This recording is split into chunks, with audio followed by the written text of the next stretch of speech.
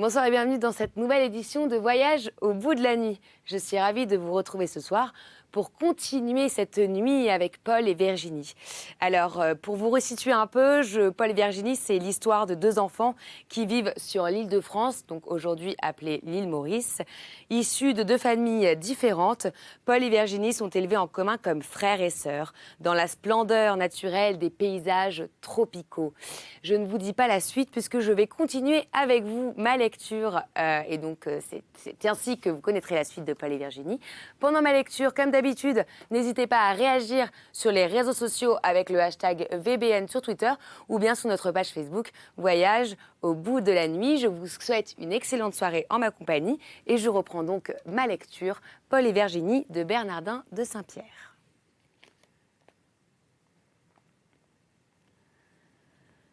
Paul, à l'âge de 12 ans, plus robuste et plus intelligent que les Européens à 15, avait embelli ce que le noir Domingue ne faisait que cultiver. Il allait avec lui dans les bois voisins, déracinés de jeunes plants de citronniers, d'orangers, de tamarins dont la tête ronde et d'un cibot vert, dont le fruit est plein d'une crème sucrée qui a le parfum de la fleur d'orange.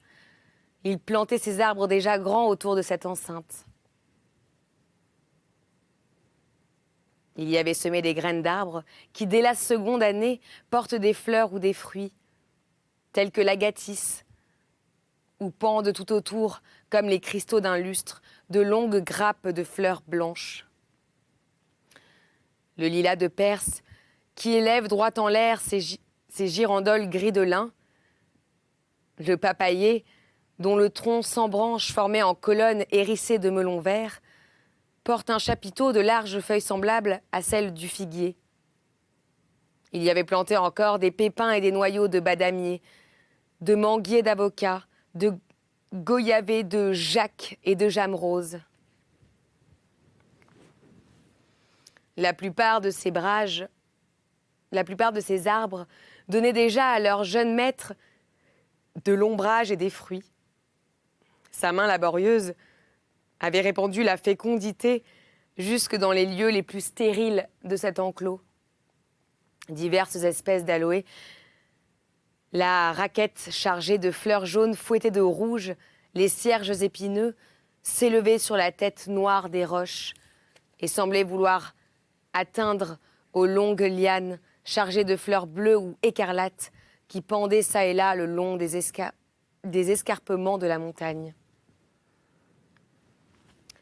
Il avait disposé ces végétaux de manière qu'on pouvait jouir de leur vue d'un seul coup d'œil. Il avait planté au milieu de ce bassin les herbes qui s'élèvent peu, ensuite les arbrisseaux, puis les arbres moyens, et enfin les grands arbres qui en bordaient la circonférence. De sorte que ce vaste enclos paraissait de son centre comme un amphithéâtre de verdure, de fruits et de fleurs, renfermant des plantes potagères, des lisières de prairies et des champs de riz et de blé. Mais en assujettissant ces végétaux à son plan, il ne s'était pas écarté de celui de la nature. Guidé par ses indications, il avait mis dans les lieux élevés ceux dont les semences sont volatiles et sur le bord des eaux, ceux dont les graines sont faites pour flotter. Ainsi, chaque végétal croissait dans son site propre et chaque site recevait de son végétal sa parure naturelle. Les eaux qui descendent du sommet de ces roches formées au fond du vallon. Ici, les fontaines, là, de larges miroirs qui répétaient au milieu de la verdure les arbres en fleurs, les rochers et l'azur des cieux. Malgré la grande irrégularité de ce terrain, toutes ces plantations étaient pour la plupart aussi accessibles au toucher qu'à la vue. À la vérité, nous l'aidions tous de nos conseils et de nos secours pour en venir à bout. Il avait pratiqué un sentier qui tournait autour de ce bassin et dont plusieurs rameaux venaient se rendre de la circonférence au centre. Il avait tiré parti des lieux les plus raboteux et accordé la plus heureuse harmonie, la facilité de la promenade avec l'aspérité du sol et les arbres domestiques avec les sauvages. De cette énorme quantité de pierres roulantes qui, embarrasse maintenant ses chemins ainsi que la plupart du terrain de cette île, il avait formé çà et là des pyramides dans les assises desquelles il avait mêlé de la terre et des racines de rosier, de poinçillades et d'autres arbrisseaux qui se plaisent dans les roches. En peu de temps, ces pyramides sombres et brutes furent couvertes de verdure ou de l'éclat des plus belles fleurs. Les ravins, bordés de vieux arbres inclinés sur les bords, formaient des souverains voûtés inaccessibles à la chaleur où l'on allait prendre le frais pendant le jour. Un sentier conduisait dans un bosquet d'arbres sauvages au centre duquel croissait à l'abri des vents un arbre. Là était une moisson, ici un verger. Par cette avenue, on apercevait les maisons, par cette autre, les sommets inaccessibles. Sous un bocage touffu de tatamek, entrelacé de lianes, on ne distinguait en plein midi aucun objet. Sur la pointe de ce grand rocher qui sort de la montagne, on découvrait tous ceux de cet enclos, avec la mer au loin, où apparaissait quelquefois un vaisseau qui venait de l'Europe. C'était sur ce rocher que ces familles se rassemblaient le soir et jouissaient en silence de la fraîcheur, de l'air, du parfum des fleurs, du murmure des fontaines et des dernières harmonies de la lumière et des ombres. Rien n'était plus agréable que les noms donnés à la plupart des retraites charmantes, de ce labyrinthe, ce rocher dont je viens vous parler, d'où l'on me voyait venir de bien loin, s'appelait découverte de l'amitié. Paul et Virginie, dans leur jeu, y avaient planté un bambou, au bout duquel ils y avaient un petit mouchoir blanc pour signaler mon arrivée dès qu'ils m'apercevaient. Ainsi qu'on élève un pavillon sur la montagne voisine, à la vue d'un vaisseau en mer, l'idée me vint de graver une inscription sur la tige de ce roseau. Quelque plaisir que j'ai eu dans mes voyages à voir une statue à un moment de l'Antiquité, j'en ai encore davantage à lire une inscription bien faite. Il me semble alors qu'une voix humaine sorte de la pierre, se fasse entendre à travers les siècles et s'adressant à l'homme au milieu des déserts. Lui disent qu'il n'est pas seul et que d'autres hommes, dans ces mêmes lieux, ont senti, pensé et souffert comme lui. Que si cette inscription est de quelque action ancienne qui ne subsiste plus, elle étend notre âme dans les champs de l'infini et lui donne le sentiment de son immortalité, en lui montrant qu'une pensée a survécu à la ruine même d'un empire. J'écrivis donc sur le petit mât de pavillon de Paul et Virginie ces vers d'Horace. Que les frères d'Hélène, astres charmants comme vous, et que le Père des vents vous dirige et ne fasse souffler que le zéphyr. Je gravai ce vers de Virgile sur l'écorce d'un tatamac, à l'ombre duquel Paul s'asseyait quelquefois pour regarder au loin sur la mer agitée. Heureux, mon fils, de ne connaître que les divinités champêtres. Et cet autre, au-dessus de la porte de la cabane de Madame de la Tour, qui était leur lieu d'assemblée. Ici est une bonne conscience et une vie qui ne s'est pas trompée. Mais Virginie n'approuvait point mon latin. Elle disait que ce que j'avais mis au pied de sa girouette était trop long et trop savant. J'eusse mieux aimé, ajoutait-elle, toujours agitée, mais constante. Cette devise, lui répondis-je, conviendrait encore mieux à la vertu. Ma réflexion la fit rougir. Ces familles heureuses étendaient leurs âmes sensibles à tous ceux qui les environnaient. Elles avaient donné les noms les plus tendres aux objets en apparence les plus indifférents. Un cercle d'orangers, de bananiers et de gemmes roses plantés autour d'une pelouse, au milieu de laquelle Virginie et Paul allaient quelquefois danser, se nommait la Concorde. Un vieux arbre à l'ombre duquel Madame de la Tour et Marguerite s'étaient raconté leurs malheurs, s'appelait les pleurs essuyés. Elles faisaient porter les noms de Bretagne et de Normandie à de petites portions de terre où elles avaient semé du blé, des fraises et des pois.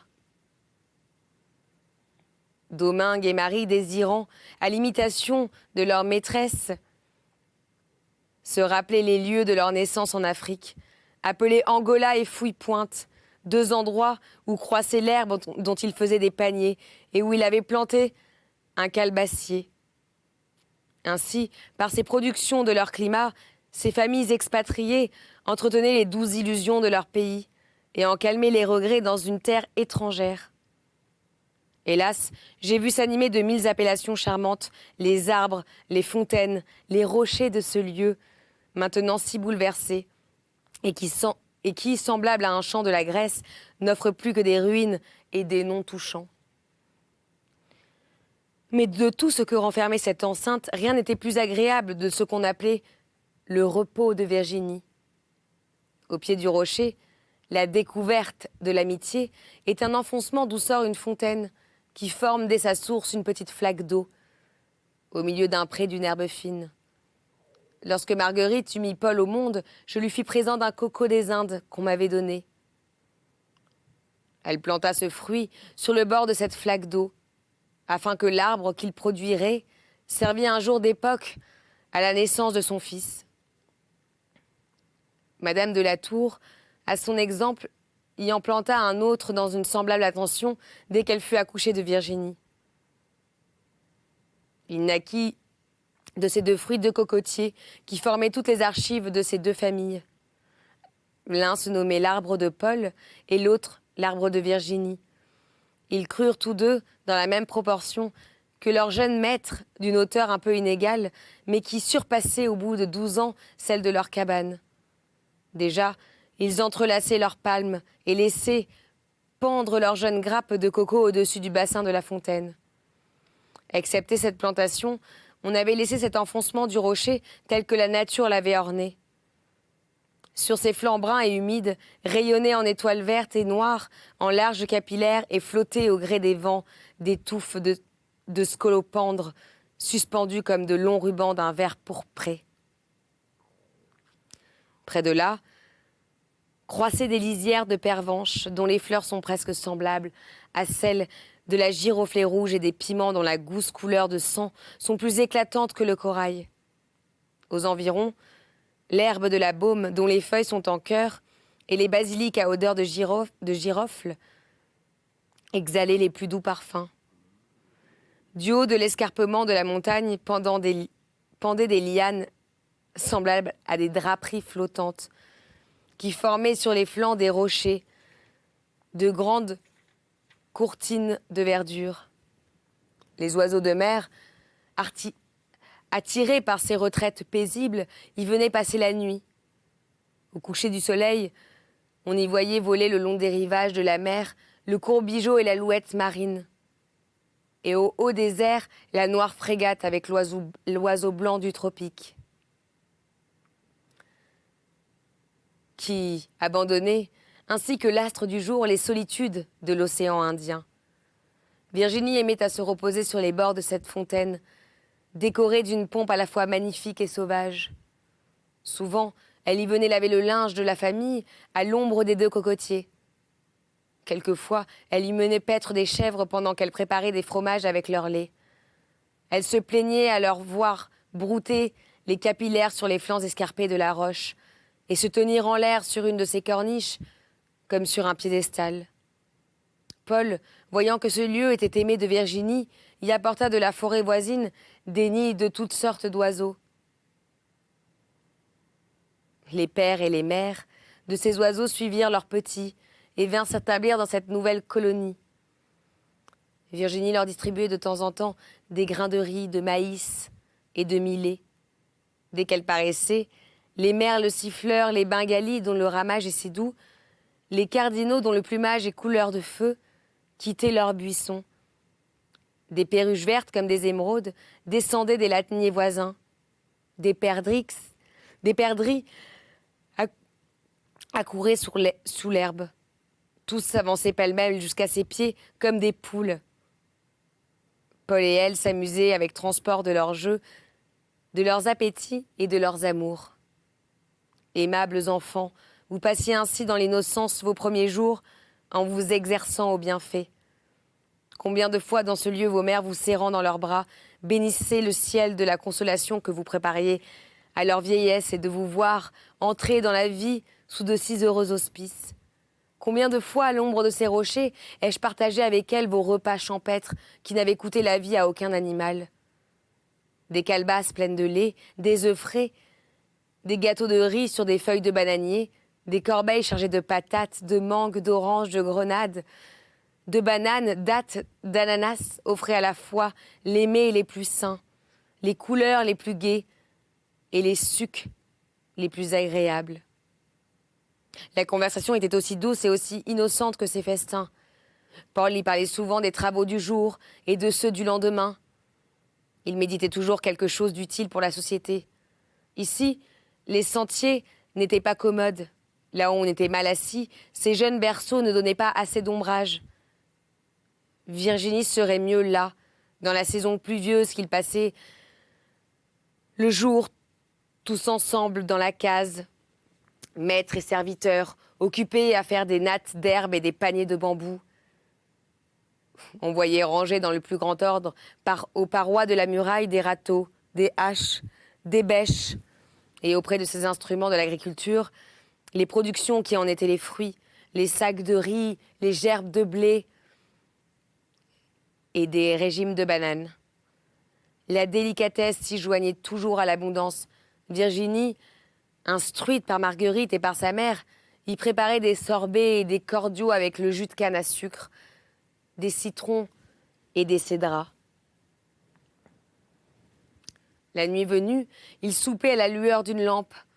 Ensuite, Madame de la Tour ou Marguerite racontait quelques histoires de voyageurs égarés. La nuit, dans les joies de l'Europe infestée de voleurs, ou le naufrage de quelques vaisseaux jetés par la tempête sur les rochers d'une île déserte. À ces récits, les âmes sensibles de leurs enfants s'enflammaient. Ils priaient le ciel de leur faire la grâce d'exercer quelques jours l'hospitalité envers de semblables malheureux. Cependant, les deux familles se séparaient pour aller prendre du repos, dans l'impatience de se revoir le lendemain.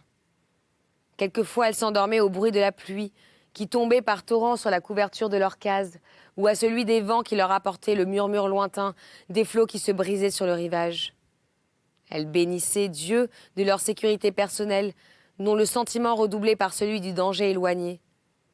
De temps en temps, Madame de la Tour lisait publiquement quelques histoires touchantes de l'Ancien ou du Nouveau Testament. Ils raisonnaient peu sur ces livres sacrés, car leur théologie était tout en sentiment, comme celle de la nature, et leur morale tout en action, comme celle de l'Évangile. Ils n'avaient point de jours destinés au plaisir et d'autres à la tristesse. Chaque jour était pour eux un jour de fête, et tout ce qui les environnait un temple divin, où ils admiraient sans cesse une intelligence infinie, toute puissante.